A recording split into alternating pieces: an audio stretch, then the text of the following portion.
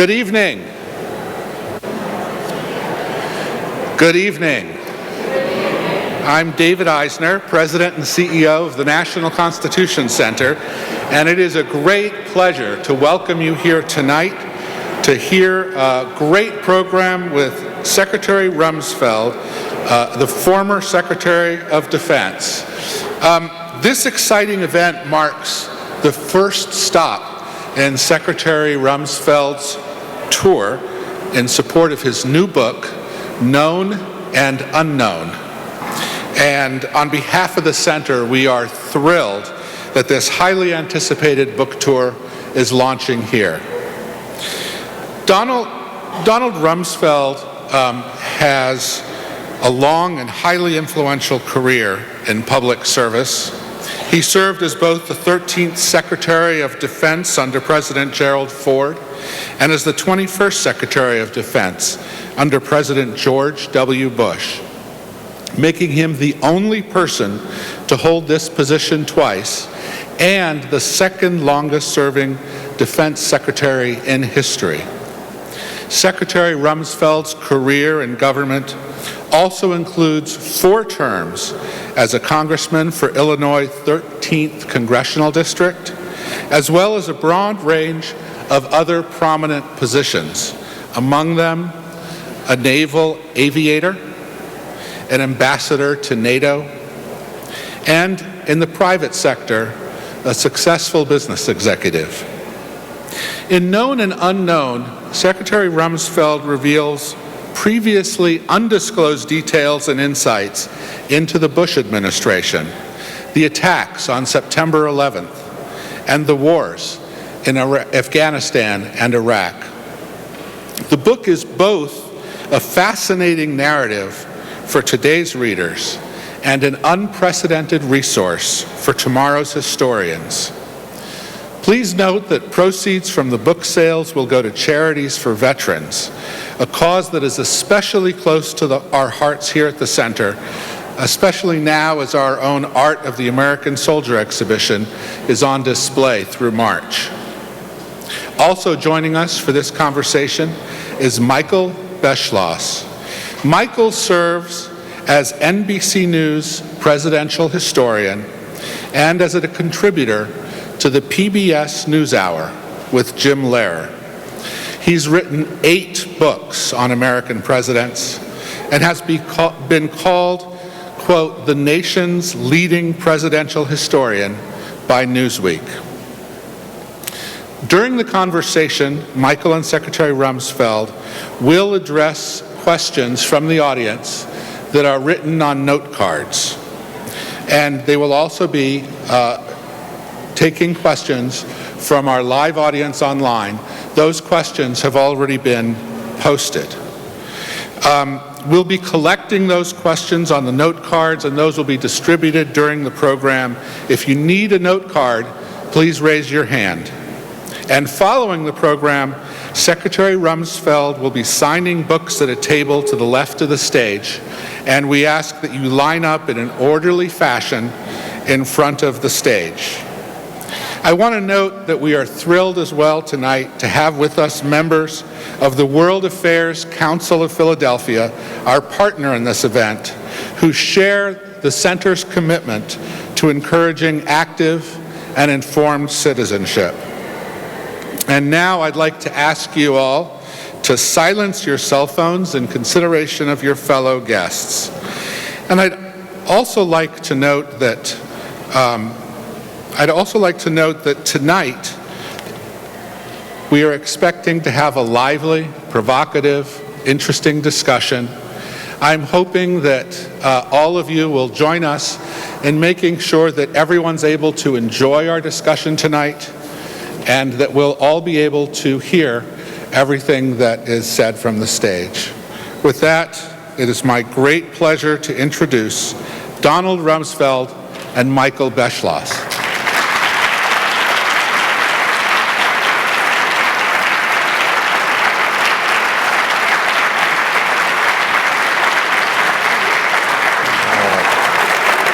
Thank you, sir. Thank you. Thank you.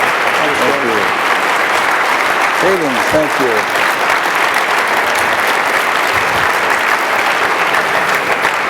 Thank you. Excuse my back. We thought that we'd have this little gathering because Secretary Rumsfeld's book has not been getting very much attention. So we thought that we'd make up for that by at least having one event. I know that you're not doing anything else to make sure that the book gets the attention it deserves. It's appropriate that we're doing this here in the National Constitution Center because one of the things that the founders were serious about was, unlike the regimes in Europe that they were starting this country to be unlike, they wanted to make sure that we had a record of our leaders, what they thought about what they did in office, and also they hoped that that record would be open as soon as possible. You might want to wait and get him to quiet down. I think, can everyone hear? I think there's some question. There's so much noise over to the right. Yeah. Oh, is that what it is? Well, I guess it's a big crowd of people trying to get upstairs, which for an author is news you'd like to hear, so we'll just speak loudly.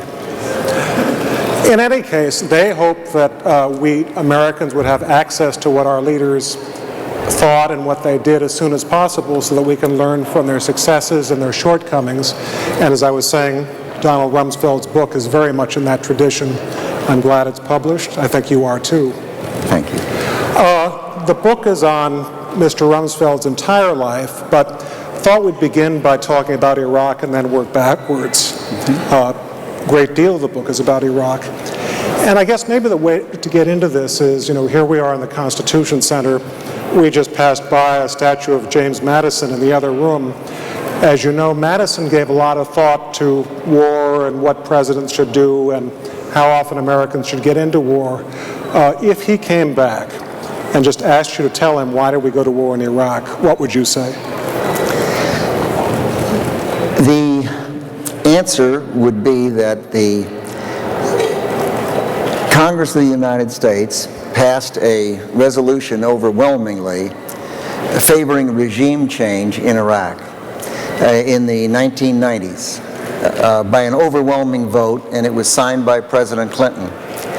The United Nations issued some 17 different resolutions advising Iraq that they should conform to the resolutions, the requests of the United Nations Security Council to allow the inspectors into their country, to provide the inspectors the information on their weapons of mass destruction. And the United Nations had been repeatedly rebuffed. President George W. Bush made a decision when he first came into office that he was concerned about the fact that Iraq was firing regularly at the United States and United Kingdom aircraft that were supporting the United Nations no-fly zones and patrolling in the northern and southern portion of Iraq. Those planes were being shot at almost every day. The only country in the world that was shooting at American and British aircraft. Over 2,000 times they were fired on. The Joint Chiefs of Staff advised me and the President that they were concerned about the fact that eventually one of our planes, a British plane or our planes, would be shot down and the crews would be killed or taken hostage. Third, the United States Department of State had listed Iraq as one of the countries on the terrorist list. So there were a series of things like that by way of background. Next, the United States Intelligence Agency spent a great deal of time and determined that they were convinced that the Iraqi government had weapons of mass destruction, had the competence to continue developing weapons of mass destruction, and had the capability to rapidly expand those capabilities in the event they decided to do so. You had a country in Iraq that had used chemical weapons on its own people, the Kurds, a country that had used chemical weapons against its neighbor in Iran, and a behavior pattern that persuaded people that they not only had them but would use them.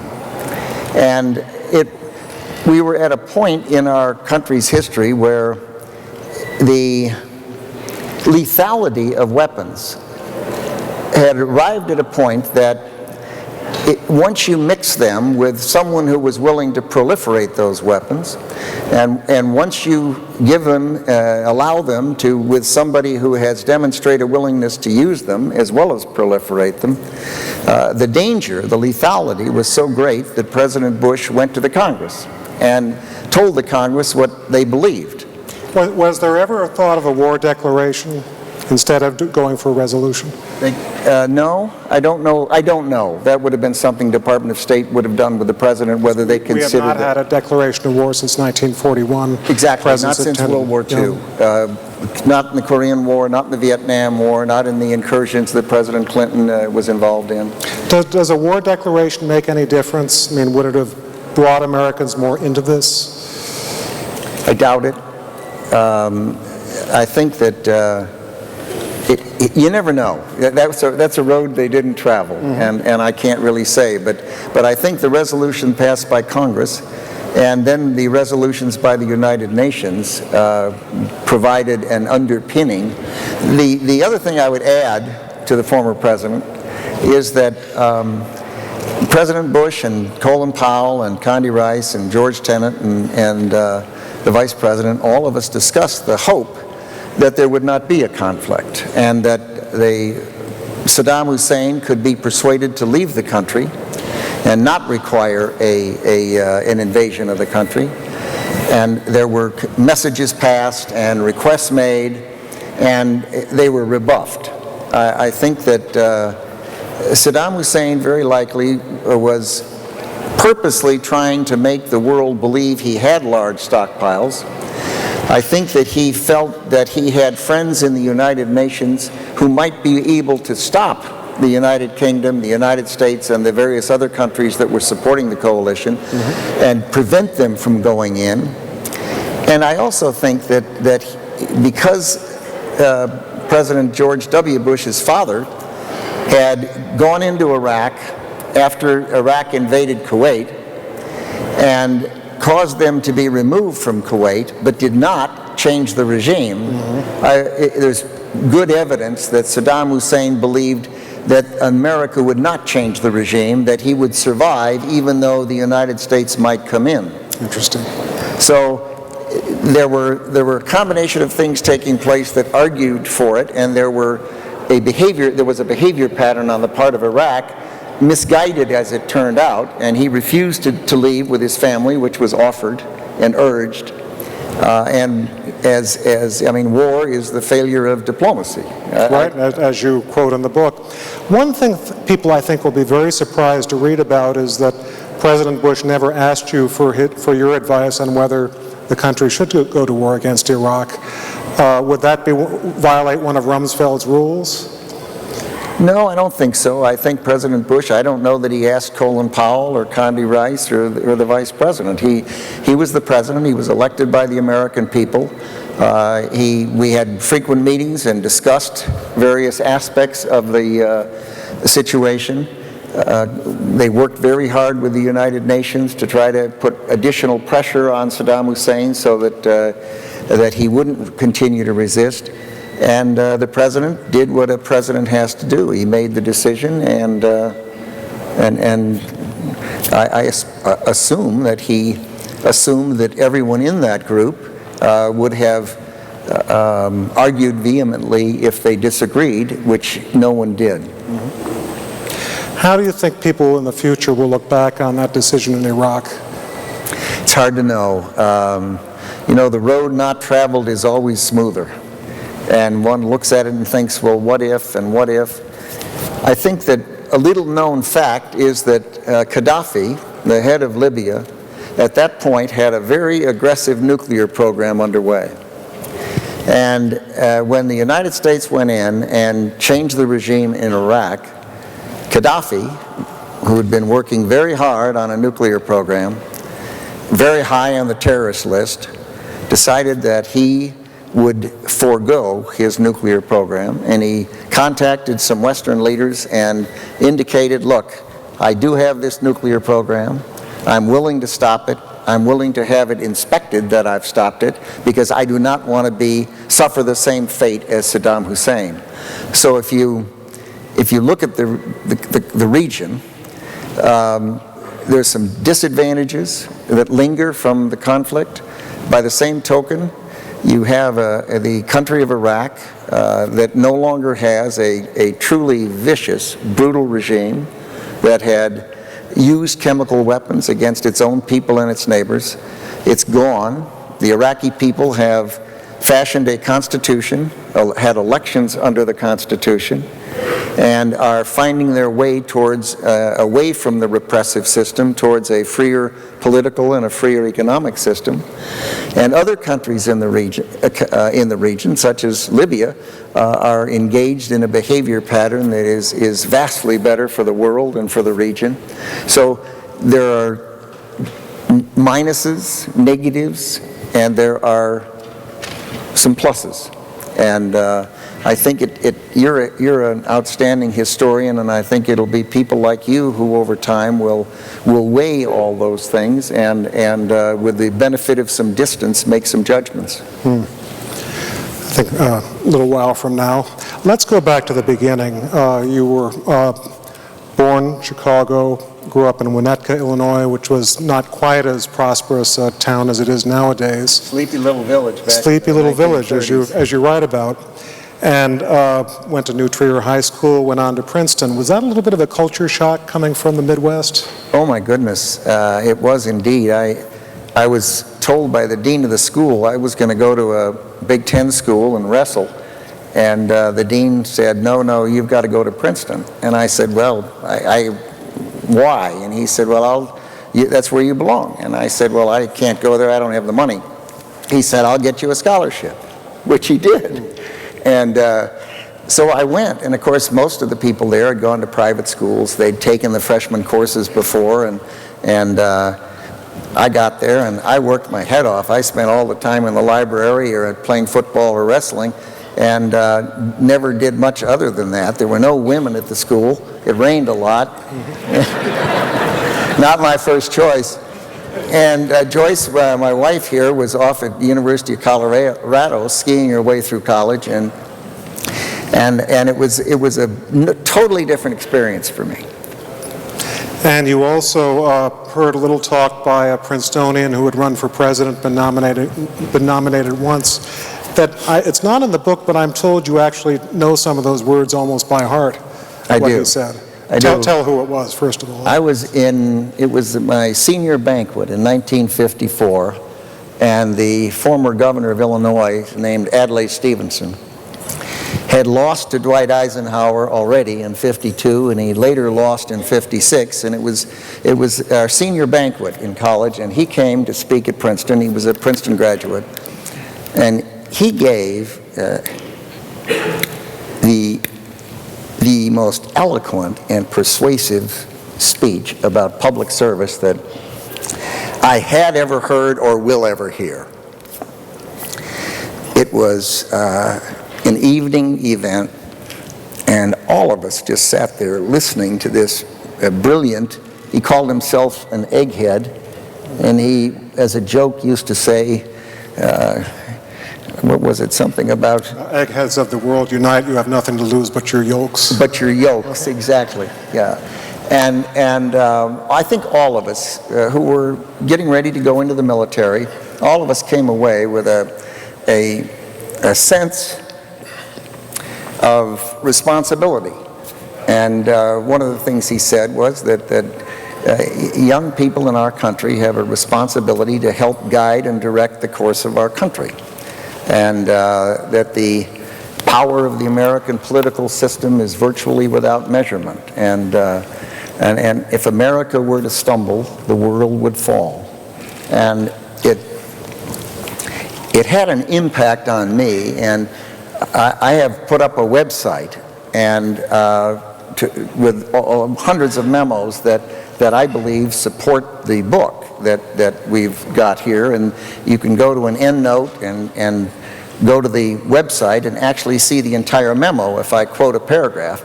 but I'm almost positive we've got Adlai Stevenson's speech on that website, and I highly recommend it. It is a wonderfully inspiring speech.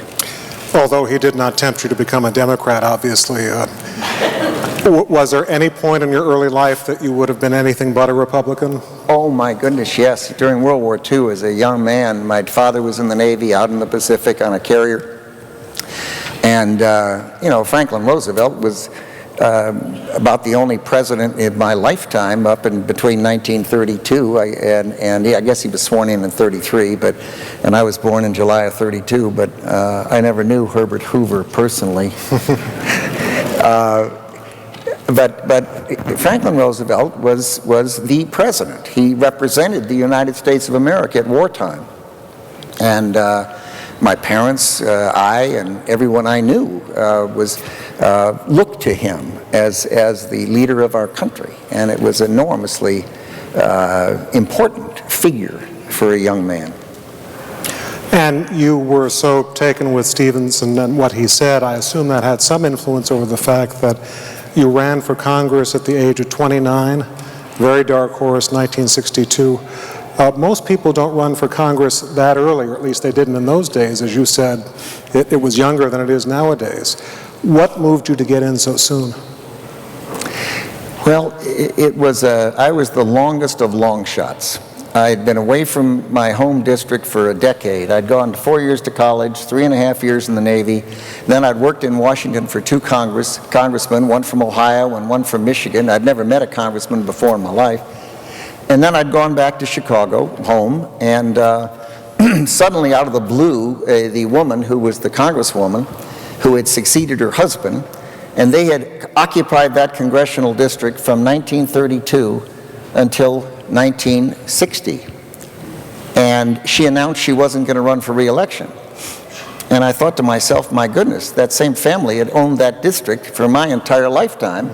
Either you run and... Or you may not have the chance. You may not get another chance. So I talked to Joyce, and she's game, she said, and we got a whole bunch of friends from high school and college, and God bless them, they went out there and formed, I think we had something like 1,500 volunteers helping, and people running around with car tops on their cars saying Rumsfeld for Congress, and earrings and buttons and bumper stickers, and sure enough, I was fortunate. You know, one of the things that might have helped, Michael, is that President Kennedy had gotten elected 2 years before, and he was so young. He had run for Congress at 29. Well, he'd run for Congress at 29, then he'd served in the Senate for part of a term, and then he ran for president. But he was a young president, and he'd been elected, and he was so attractive and charming and humorous. And the first president second president you saw, you posed for a picture with Eisenhower during the campaign, and then as a new congressman, I think within your first couple of months, went to the White House and met Kennedy. I did indeed. And But the fact that we had such an attractive young president had a appeal in the district that made a kid 29 years old running for Congress look like maybe he could actually be a congressman. Well, and so it proved to be. You came to Washington, and among the things that you did in Washington, and you write about it in the book, was you attended a briefing by Lyndon Johnson on Vietnam. And tell a little bit about that, because you actually spoke up in that briefing in a way that I think very few people did. Well, this wonderful Vice President, Hubert Humphrey, who was called the Happy Warrior and just a wonderfully energetic and appealing person, he was Vice President, and he'd just come back from Vietnam. And Vietnam was increasingly becoming a major political factor in the country. It had not been when I first ran in '62. But by then, I suppose it was 64 or 66. I think 65. 65. Maybe 66. So President Johnson was getting complaints that members of Congress didn't feel they were being informed about the war. And so he... However could they have said such a thing? I beg your pardon? However could they have said such a thing? Yes, I know it. So he invited the members of Congress down to the White House, and we all went down, at least a large number went down, 100, 150 of us, and it was winter, as I recall. The invitation came late, and we went in, and it's not nothing for a young congressman to be sitting in the White House getting briefed by the president and the vice president who'd just come back from Vietnam. And Hubert Humphrey started to give the briefing, and Lyndon Baines Johnson was commander-in-chief, and he was bigger than life. He would pop up every time someone would say something and answer the question, and Hubert would just about be ready to answer and stop, and Lyndon Johnson would take over. He was That's pretty much the way it usually was, too. Yes, indeed. He was a powerful figure. And Johnson was talking about the things he was doing to win the war, and you piped up and said, like bombing halts? He was, you know, as a congressman, listening to him, I was probably more critical than I would have been as a member of the executive branch being asked questions by members of Congress. So where you stand kind of depends on where you sit. And, but he was going through a period where he was trying to figure out what to do in the war in Vietnam. And he would go through a heavy bombing period, and then there'd be a bombing pause. And he would hope that would cause a positive reaction from the North Vietnamese or the Viet Cong. And it didn't. And he, in explaining what he was doing, was asked a question by a Democratic congressman named Young from Texas about why it wasn't working. And his answer was, in effect, that it would work. And of course, the fact was, if you do something for a period and then stop completely, it's confusing. It's confusing to our people. It's confusing to the enemy. And I did ask a question and tried to get some response from him as to how that combination of off and on was going to work. And he said, well, the way it's going to work is more of the same.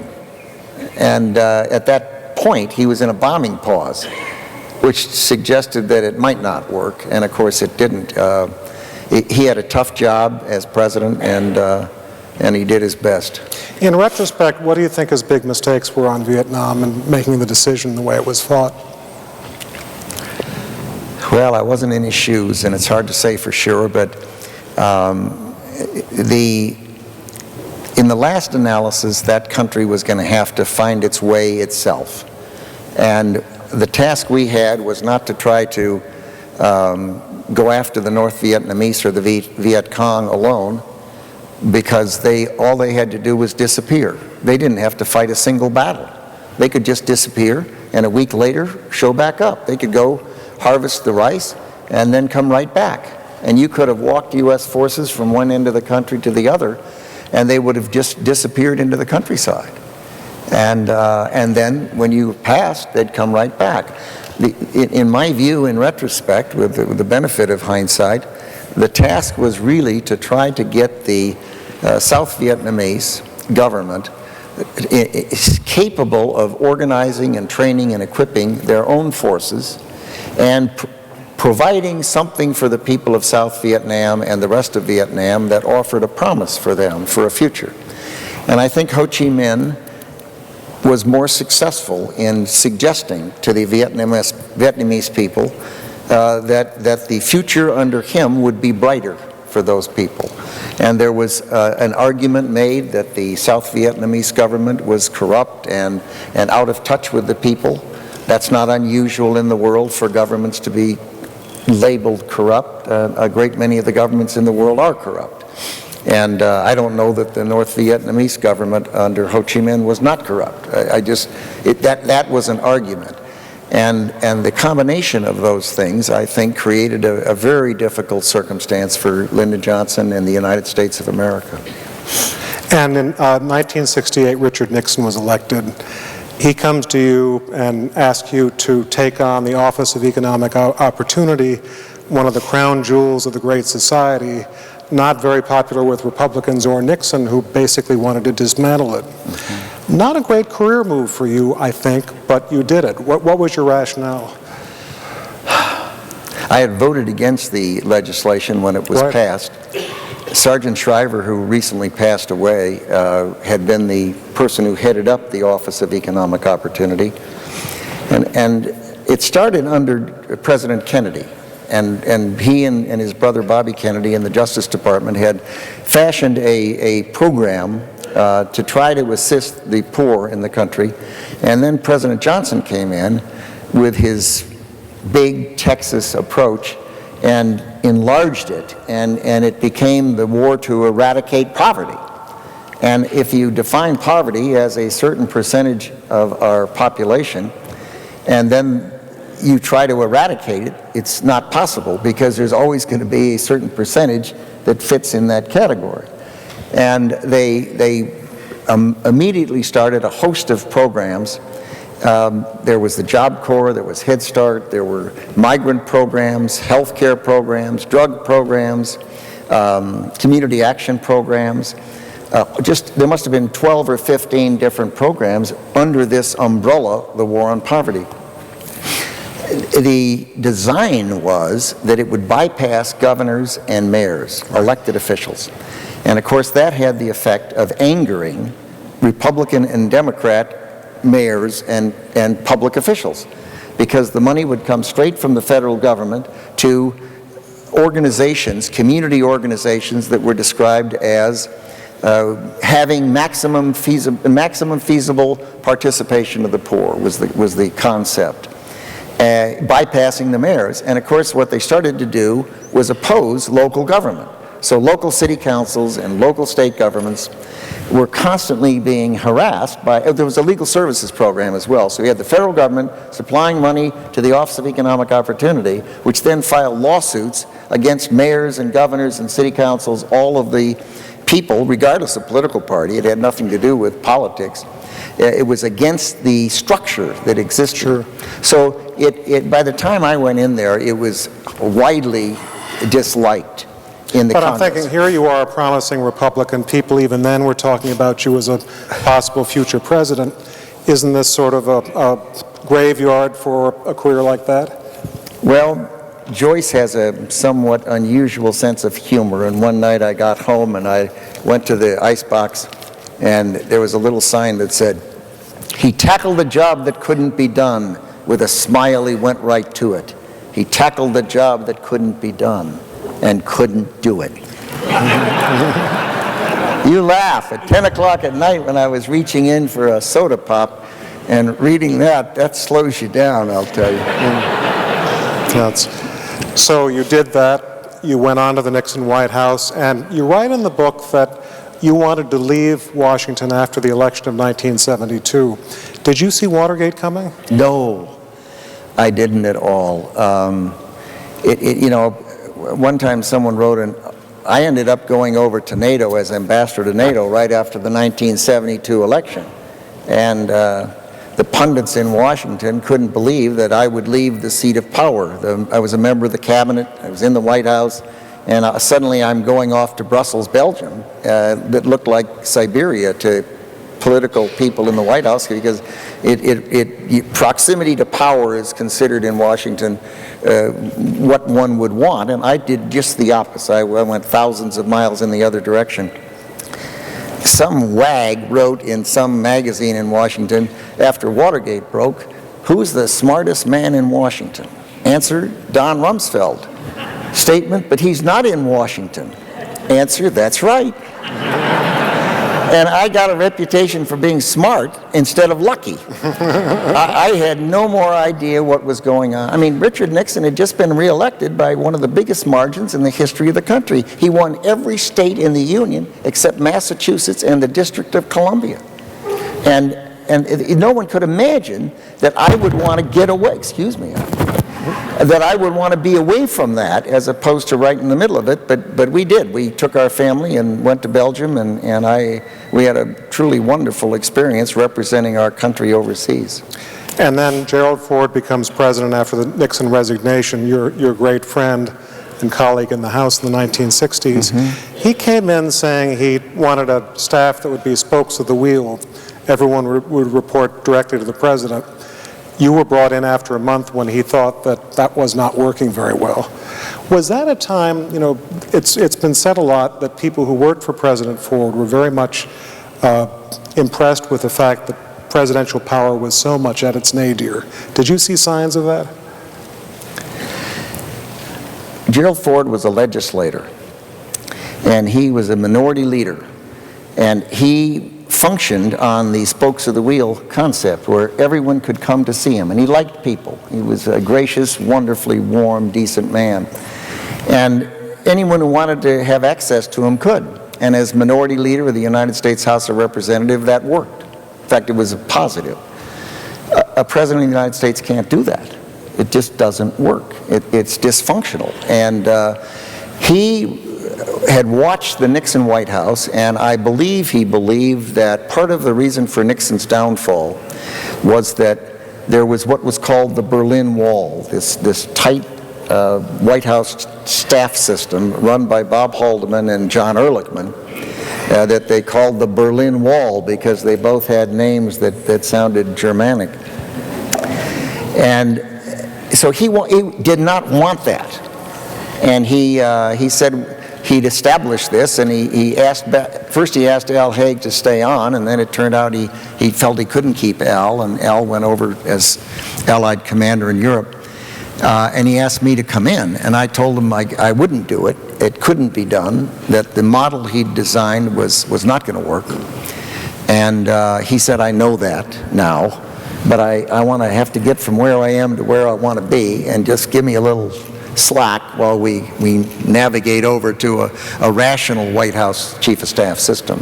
What I'm thinking a little bit is Dick Cheney has said that, serving as Chief of Staff as your successor under President Ford, he saw so many signs of the fact that presidents were constrained. In the wake of Watergate, Congress was moving in and the courts to some extent. And he said when he became vice president that one of the things he hoped to do was expand presidential power and move the pendulum the other way. Did you feel the same way? When you have an embattled president functioning in a White House that at that point was deemed illegitimate, Watergate had drained the reservoir of trust in our country. And for the first time in our history, a president of the United States had to resign. It was a stunning event in our country, in the world. And when you drain the reservoir of trust, which is how we govern in our country. We don't govern by command, we govern by persuasion and through leadership. And you simply, you have to be able to persuade. And if there's no trust, you can't persuade. People don't respond. And the White House was in that terrible, terrible, terrible circumstance. The effect of that was that he had a dilemma. Should he go for continuity, which would reassure the American people that he, a total unknown, who'd never been elected president or vice president, with no campaign staff, no platform, no knowledge about the country, having campaigned the country, no base of support, he felt a need to reassure the country that there would be continuity in policies. The alternative would have been, which I favored, that he would favor change. My view was that if that institution of the White House was deemed illegitimate and not trustworthy, then President Ford had to create sufficient change that it would be seen not as a continuum of a Nixon-Ford White House, but as a Ford White House. And he needed to make enough changes in the cabinet and the staff that people would see him as stepping forward with a new team. He opted for continuity and paid a penalty. You think he shouldn't have? I don't. I think he should have made enough changes.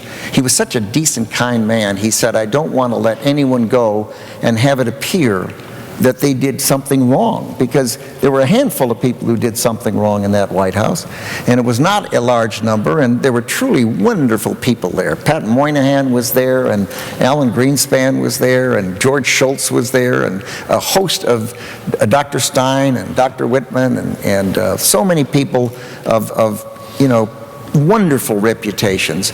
And Gerald Ford just could not bring himself to firing anybody. He just didn't want to do it.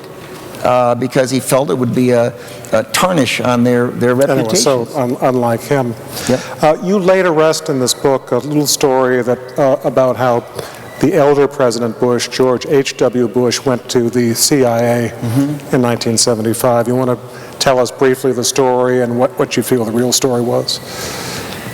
What do you mean what I feel the real story was?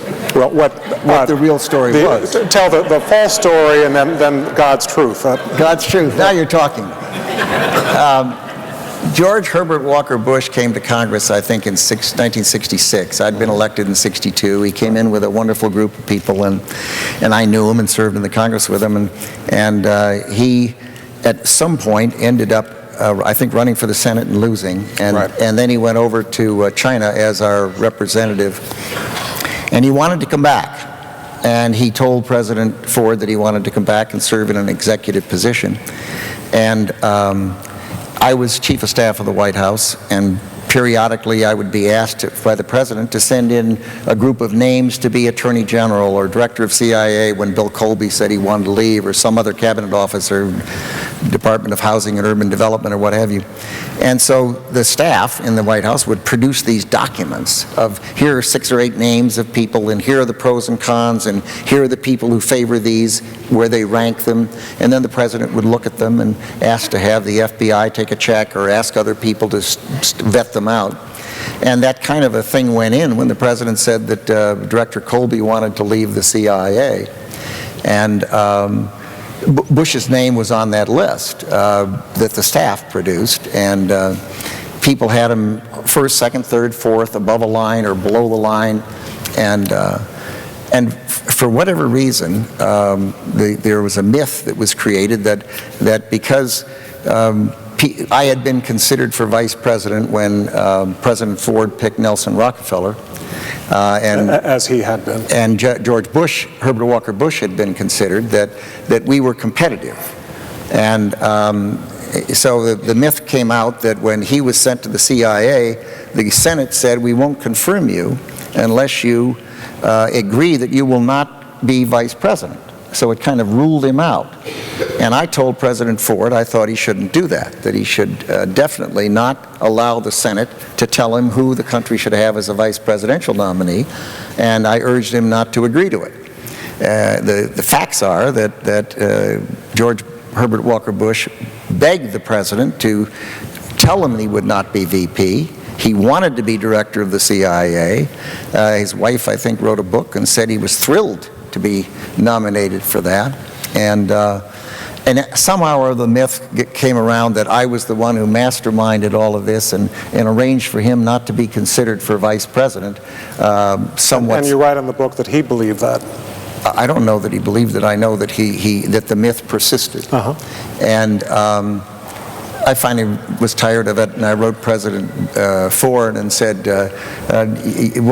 give me a letter that tells me what the facts are. And he wrote back and said, you're quite right. George Herbert Walker Bush begged to be head of the CIA, wanted to be head of the CIA, was delighted to be head of the CIA, and you had nothing to do with it.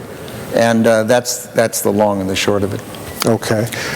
In our world, narratives and theories get strung out over a period of time until it's like they're chipped in stone and true, notwithstanding the fact that they are totally based in midair without any roots or substance to them at all. In this case. So let's move the clock up, just since we don't have a lot of time. 2000, George Bush's son is elected president, and you go to see him. Did you have any thought that you would be asked to go into the cabinet? Oh, goodness, no. I was an old man. Joyce and I had gone to our 50th high school reunion in Illinois, and in the year 2000, I think in September, and Joyce, with her perception and wisdom and foresight, announced to our friends that this was the beginning of our rural period. This was in September of 2000. And we had no more idea in the world that I would end up back in government. Had no particular desire to, and we were happy, and life was good. I'd been in business for a period of years. And very successful, and tells about that in the book. And served as chairman of several government commissions, one on the ballistic missile threat and one on space, and felt that I was contributing in a volunteer way. When you became Secretary of Defense, how had things changed at the Pentagon and just Washington in general since 1977? I wish I knew the actual numbers, but for one thing, congressional staffs had ballooned and had grown by a multiple of, I've got to believe, 2, 3, or 4. The Defense Authorization Bill is the piece of legislation that the Congress passes, each house, and then they have a conference, and then there's a piece of papers that represent the authorization bill telling the Department of Defense what it can do for the next year. When I left as Secretary of Defense in 1976, the Defense Authorization Bill had 74 pages. When I came back in the year 2001, the Defense Authorization Bill had something like 574 pages. That's going to be off by a few, but it's good enough for government work.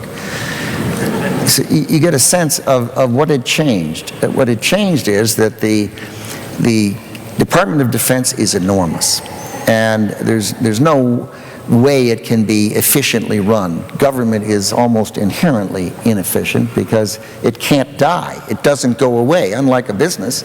I mean, you drive down any street in Philadelphia and you'll see a retail shop operation that was there one day and it's gone the next. It can fail. Government just stays there. And so the inefficiencies compound. And the effect of it is that it is not efficient, and to the extent something's not efficient, then the Congress, concerned about representing their constituents, feeling a responsibility for oversight, legislative oversight, sees something wrong and decides the way to fix it is to require another report, or to hire more people to monitor something, or to have more hearings and to look into it. And so what you see is how many people are old enough to remember Gulliver's Travel? Remember Gulliver? He was a great big guy and the Lilliputians were this big. And Gulliver, finally, all the Lilliputians put so many threads over Gulliver that he couldn't move. And no one of those threads was doing the job. It was the thousands of threads that prevented Gulliver from moving. And that's where we've arrived in government. We have so much oversight and so many pages of micro requirements and so many reports to be filed that it consumes just an enormous amount of time. And there are over 10,000 lawyers in the Department of Defense. Imagine. I've got nothing against lawyers, but I don't know how any lawyers are walking organization. out of the room right now. I don't know how any organization can function with 10,000 lawyers. Now Just kidding. Okay. I'm going to push you to skip through the rest of this because we haven't got much time, and I want to get to the other things that happened, obviously, during that decade. 9/11. In retrospect, do you think that 9/11 could have been averted, let's say, if you were able to sort of rewind the tape, and if earlier presidents had behaved differently? Was that to some extent the result of things that presidents did or did not do? You know, I'm not one who can answer a question like that. On the one hand, just logically, you say to yourself, well, there must have been some things that might have been done differently. On the other hand, the task of the intelligence community is truly difficult. It is just a very, very tough job. The world is a big place. The terrorist networks and the closed societies in many countries make it enormously difficult to gather intelligence that can be useful and actionable. In my adult life, I've seen literally dozens of instances where our intelligence community has failed to predict something. There was a very fine book called Pearl Harbor by Roberta Wohlstetter. And the foreword to that book was written by I think he was at Harvard at the time, named Dr. Thomas Schelling. And he wrote this foreword and about surprise. And he characterized Pearl Harbor as a failure of imagination. And of course there were so many hearings after Pearl Harbor. What might have been done? Who might have known this? Was it right to have a concentration of our battleships immobilized and vulnerable as they were, with all of our planes on the ground on a Sunday morning?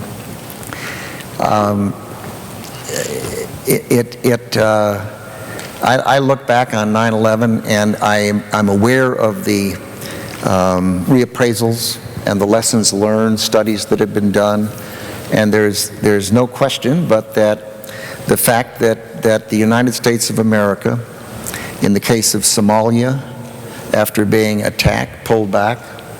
In an instance in Haiti, was attacked and some ships pulled away. In, I think it was Bosnia, some folks went across a line and were captured, and we pulled back several kilometers. In Lebanon, after the Marines were killed in the barracks there at the airport in Beirut, the United States withdrew their forces. After the Khobar Towers and the USS Cole were attacked by terrorists, the reaction of the United States was minimal, I would say. There were some cruise missiles launched on a couple of occasions, but if you think about it, the terrorists that organize these kinds of activities, they don't have countries to defend, they don't have populations to defend, they don't have real estate and infrastructure that they want to protect. They operate in the shadows, and you can launch an awful lot of cruise missiles and drop an awful lot of bombs and do precious little damage to a terrorist network. And they came away having drawn a lesson and have said as much. So Osama bin Laden has said on many occasions on video that the United States was a paper tiger, and if the United States is hit, it will react, it will withdraw, it won't reach out and do damage to the people imposing that damage on our country. So someone could make a case that pattern, that weakness is provocative, that to the extent we behave in a manner that is weak and allows those kinds of things, that it provokes people into doing things they might otherwise not do. They wouldn't think of doing it if they felt that there would be instantaneous punishment for doing it. But listen, the last thing I would do would be to say that there was something somebody could have done to have prevented September 11th. I would say it like Pearl Harbor, it was a failure of imagination and probably a relatively understandable failure of imagination. Maybe a couple of questions from the audience. One is about Iraq and Vietnam. Do you think that that's a fair comparison? There are certainly similarities, and there are certainly notable differences between the two. The Vietnamese were not likely to come and attack the United States of America.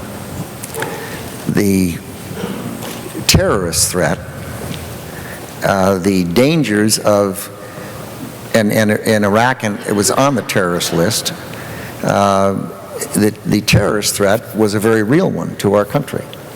And Al-Qaeda had demonstrated that it would come and attack America. Now, there was no direct link between Al-Qaeda and Iraq. There certainly was between Afghanistan and Iraq was on the terrorist list. And Iraq had a pattern of having developed weapons of mass destruction. And so there were these things that affected it. But I would say that I think the differences were greater than the similarities, but there certainly were similarities. Mm-hmm. How about in the case of Johnson? You and I both know a lot of people who worked for Lyndon Johnson, mm-hmm. and one thing they often say is the tough thing for them is when someone comes to them and says, I lost my son in Vietnam, why did he die? Mm-hmm. What would you say for Iraq? Yeah. It is the hardest thing. I think anyone who's in a position of responsibility when a conflict occurs, and you, as Joyce and I would go to the hospitals and meet with the wounded whose lives are changed forever, meet with their families, and meet with the families of those who'd been killed, we would think to ourselves, when going in, what is it that we could say or do that would help them understand the appreciation that we and America have for the sacrifice, the individual sacrifices and the sacrifices of families as well, because they sacrifice and they serve. And we would come out of those meetings almost invariably inspired, not feeling that we had helped them, but feeling that they had helped us.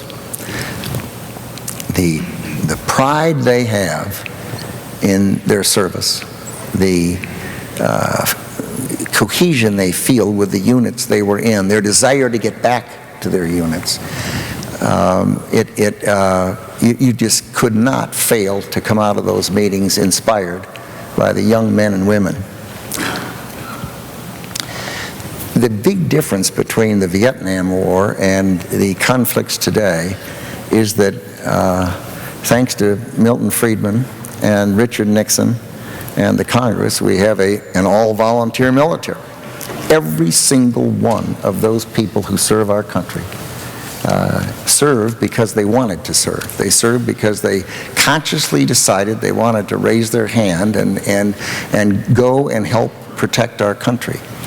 And that dedication and that patriotism and that pride that they feel is so powerful. Now, how does one answer that? I guess the answer is that they're And I think what the Johnson people say is they'll push us to tell exactly what the sacrifice is made for. Mm-hmm. Is that, I mean, does anyone ever do that when you see them? Oh, sure. And what do you say? I mean, World War II, I assume, would be, that's not hard. But war like Iraq or Vietnam or something that's not, full throttle, mm-hmm. What do you say? A war that is armies against navies, air forces against air forces, that's clear, that's understandable. It starts and it ends. It ended in World War II on the USS Missouri, the battleship, with a signing ceremony. What we went through in the Cold War was quite different. It was many decades long. It was a ideological competition of ideas. And there was never going to be a signing ceremony. And there was never going to be a signing ceremony. What we're in today is much more like that. It is a longer period of time. It's a marathon, not a sprint. It is a competition of ideas, but for whatever reason, we are hesitant and not skillful in engaging in the competition of ideas. We recognize that the overwhelming majority of the Muslims on the face of this earth are fine people who have a religion that may be different from Christianity or Judaism or other religions, but they are not radicals, they're not terrorists, they're fine people.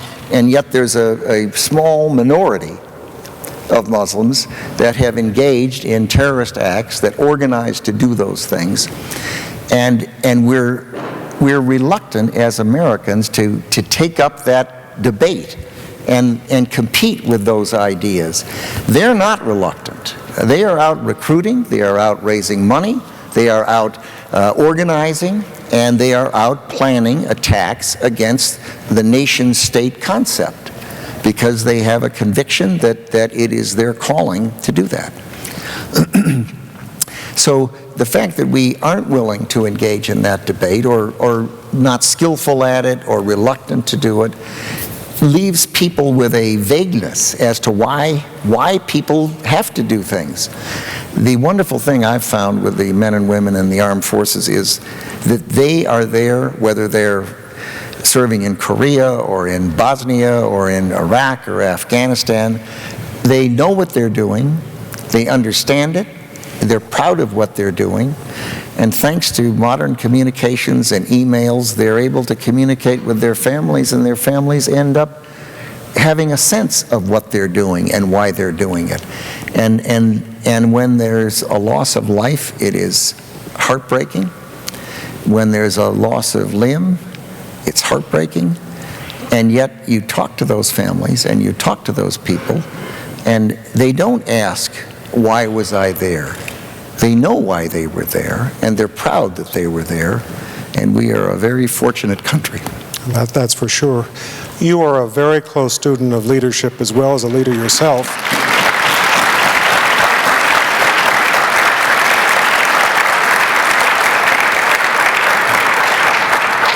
Indeed, and you've seen a lot of leaders. And I guess what I was thinking of is... Here's the leading scholar on presidential leadership, and he's going to ask me a question on leadership.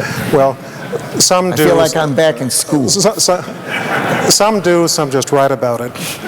But when people in my line of work write about George W. Bush, what do you think would be the shortcomings? They mention what achievements? Well, I'm 78 years old. I've lived a third of our country's history, and almost every Republican president was considered not very swift. Dwight Eisenhower played too much golf, they said. He had a poor syntax. God goodness, Gerald Ford, they said, played too much football without a helmet. Didn't matter that he'd gone to Yale Law School. Didn't matter that he was one of the world's leading experts on the U.S. budget, having served on the Appropriations Committee. Not to mention the best athlete in the White House. Exactly, and they contended that he was a stumble bum.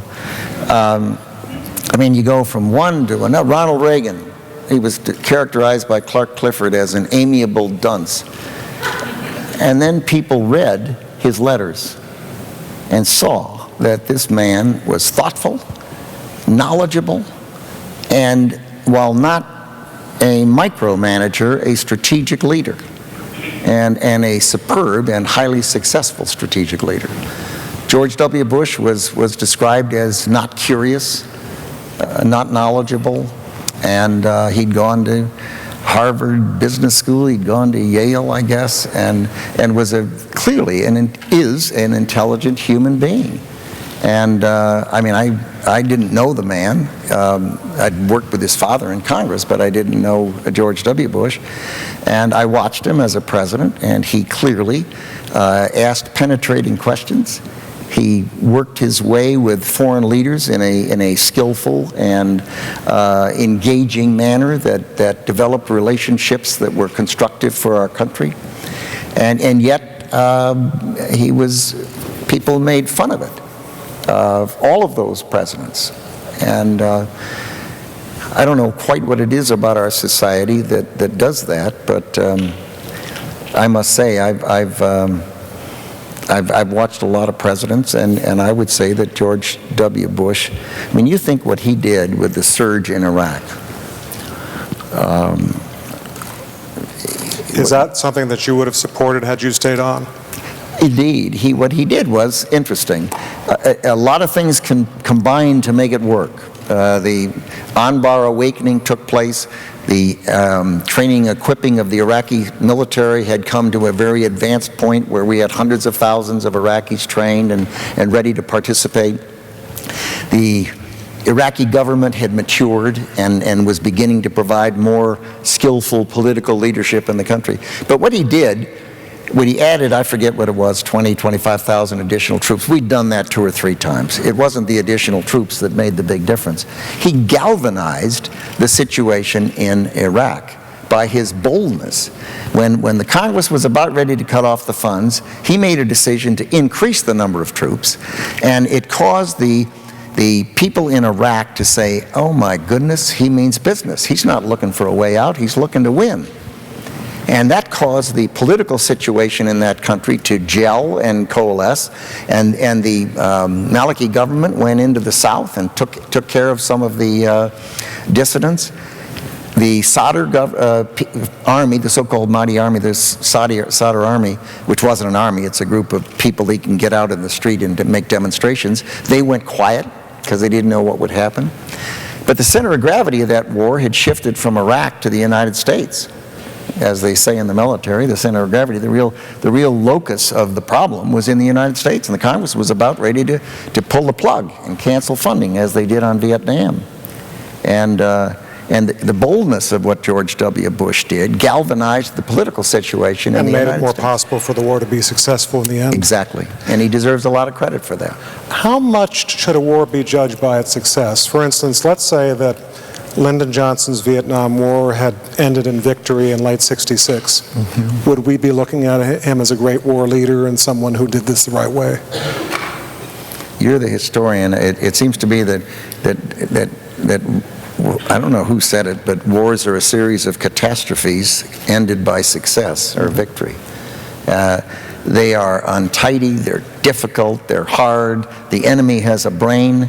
Eisenhower, I think, said, the plan is worthless. Planning is everything, and the plan is worthless, because the enemy has... That's actually one of Rumsfeld's rules, too. When I say Rumsfeld's rules, it's a rule that I quote from someone more intelligent than I am. Indeed. And with full credit, I must say. Indeed. I want to get in. But it's true. Every time you try to do something, for every offense there's a defense. For every defense there's an offense. And there's a constant change that takes place on the battlefield. I think that we are unlikely for a period of time to end up with the kind of clarity we had in World War II because of the nature of the world we're living in. It is asymmetric. It's not symmetric. It is ever-changing, and it is going to be a challenge for our leadership. It's going to be a challenge for our country. But the growing lethality of those weapons, what President Bush was faced with when he made his decision on Iraq, there was a study by Johns Hopkins University called Dark Winter. And if my memory serves me correctly, a series of experts got together and they said, what if we took smallpox and put it in 3 locations in the United States of America? And in a relatively short period of months, the Dark Winter exercise done by Johns Hopkins University concluded, and I'm going to be wrong by a bit, but concluded that something in the neighborhood of 800,000 Americans would be dead. Someone here knows that exact number. Is that... Where's Keith? No Keith. That's close enough. And that a multiple of that would be infected with smallpox. And imagine in our country if that happened. Think of the martial law that would be imposed. Think of the inability to move from state to state. I mean, free people, that's what we are. We are people who want to get up in the morning and go where we want, and say what we want, and think what we want. And the purpose of terrorism is not to kill people. The purpose of terrorism is to terrorize. It's to alter your behavior. And imagine this country if we had 800,000 people dead from smallpox and martial law imposed across our country. And that study exists, it's available, and it is that concern that caused George W. Bush and his administration to step up and decide that you couldn't wait to be attacked again. The only thing you could do would be to decide to try to put pressure on terrorist states and put pressure on terrorist networks and make every single thing they do harder. Harder to raise money, harder to move, harder to communicate with each other, and keep that pressure up so that they can't collect themselves to the point where they can engage in an act like that against our country. We've got just a couple more minutes, so I'll ask 2 more questions. One is, what should an historian write about Donald Rumsfeld's time, his second time at the Pentagon? I think I'd give it 10 or 20 years. I think perspective is good. Journalists like to think that they write the first draft of history. I don't know that I'd use the word history with that first draft. I served a lot of years in government, and now I've been out for 4. And I debated whether I should write a short book in a year and use my memory, or whether I should digitize this incredible archive that I've accumulated over my lifetime and start inviting people in to discuss the phases of my life and the events that I've been involved in. And if you look in the acknowledgement section, I don't know how many people are listed there, but it's many, many, many dozens. And we would talk and transcribe and then we'd go back to the records. And then I said, if I've got that archive, why shouldn't we digitize it and see if we can make it available to the reader? And I'm told that maybe for the first time, we now are going to have available an e-book, which means electronic book, I'm told. They didn't used to have those when I was a kid. And you can read the book, and you can look at the endnote and see the source where I've cited something. And then you can go to the website and pull up the entire document and see right there whether or not the context or the perspective that I've provided, which I've worked just like the dickens to try to make it accurate and fair and correct, you can then look at the entire document and say to yourself, gee, either I would have done it this way or I would have done it that way. But there are thousands of pages of documents, hundreds of different documents, many of which have been recently declassified, that are available on this website. Which is great. Okay, we'll have the documents, but what should we write in 20 years about your time at the Pentagon? 20 years, I'll be 98 years old. You can write whatever you want.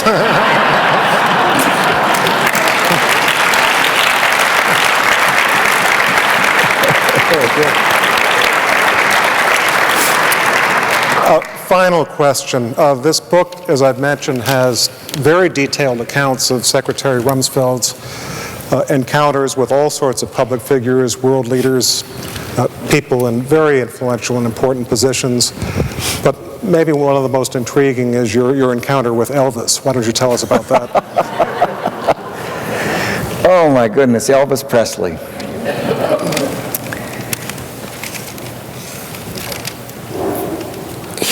A lot of his songs were really not my thing. Now, why does that not surprise me? But on any given Sunday today, if Joyce and I can't get to church, we have some Elvis Presley tapes singing gospel, and they are wonderful. And we play them Sunday after Sunday after Sunday. Now, how did all this happen? When I was running the so-called War on Poverty, Sammy Davis Jr. was on the advisory board. And he cared about the country and he cared about the poor. I was out in Las Vegas giving a speech, and it happened to coincide with his 100th performance at one of those casinos, the Sands or something. And so we went to see his show.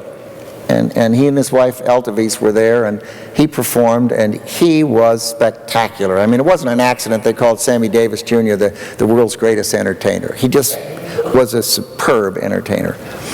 And he said to Joyce and me, the next night I'm off, I'm going to take you to see the best entertainer in Las Vegas. And he didn't tell us who it was. So the next night we went, and he went to another casino, and we went in, and he got a dinner table. Needless to say, it was right up front. If you're Sammy Davis in Las Vegas, you get a good table. And the four of us sat down, and it was Elvis Presley's.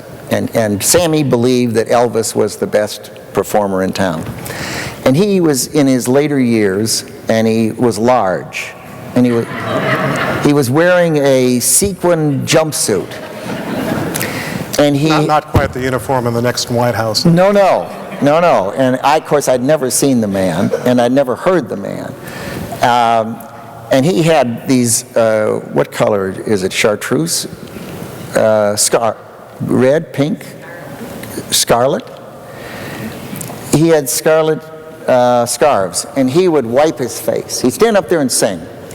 And it was fantastic. He'd sing the most ridiculous thing in the world, and people would cheer and yell and love it. And I'd sit there and go like this, oh my God. Then he would sing a ballad, and it was absolutely beautiful. I mean, this man had a voice that was spectacular. And I love country music, and I love ballads, and he would sing, and it would you'd be carried away with it. Then he'd take the scarf, wipe his face, the sweat off, and throw it out in the crowd, and everyone would scream. So he threw one to Elvis Davis, and Elvis gave it to Joyce. And it's framed. But what happened was, afterwards, Sammy said to Joyce and me, come on, we're going to go back into the dressing room. Well, now, you know, I'm not the type who hangs around Las Vegas dressing rooms. And you go in this place and it's large, and here are all these people. Sammy is getting dressed and he's walking around, and all of the showgirls are there, and there are very attractive women with trays selling cigarettes and selling Western jewelry and turquoise and what have you, and all the hangers-ons and the staffs and everyone, and they're all milling around, and Joyce gets carried away and she's talking to somebody and she couldn't find me. And she finally looked around the room, and way off in the corner, Elvis Presley had me cornered. I was against the corner, and he's big, and he was like this, and I was kind of hidden right behind him. He was talking about the United States Army. If you remember, there was a draft during that period, and some of the people did not go in the draft. They went to Canada or they refused, and he went in and served in the United States Army, and he served in Germany, and he wanted to talk about it. He loved the Army, he valued his time serving, and he was sitting there going back and forth with me about this and that and the other thing, and I just found it fascinating that here was this man who a minute ago had been up there wiping the sweat off his face and throwing these things and everyone screaming, and here were all these gorgeous women walking around this dressing room, and he was standing there asking me question after question about the United States Army. It says a lot for the man. Indeed. What can I do after that but say thank you, Mr. Secretary? Thank you. Thank you all for being here. Oh, that was super. Thank you. Are there any pictures? Never a picture of you and Elvis? Please join me in thanking Michael as well. What a great interview. And Secretary Rumsfeld.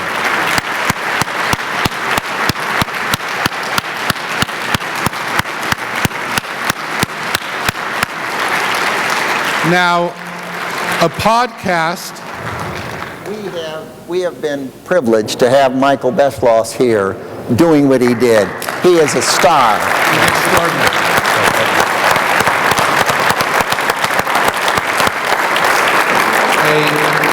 A podcast of tonight's program will be available on our website on Friday, and you should be sure to check out our blog, Constitution Daily, for a follow-up blog post that features a webcast of the event by 4ATV. And now Secretary Rumsfeld will be signing books. He'll be signing them to the left of the stage. We ask everyone that's interested in getting a book to line up. You can line up along this line, and then the line will continue along the window. I guess I should wander over there. Thank you so much. Great job. Have a good night.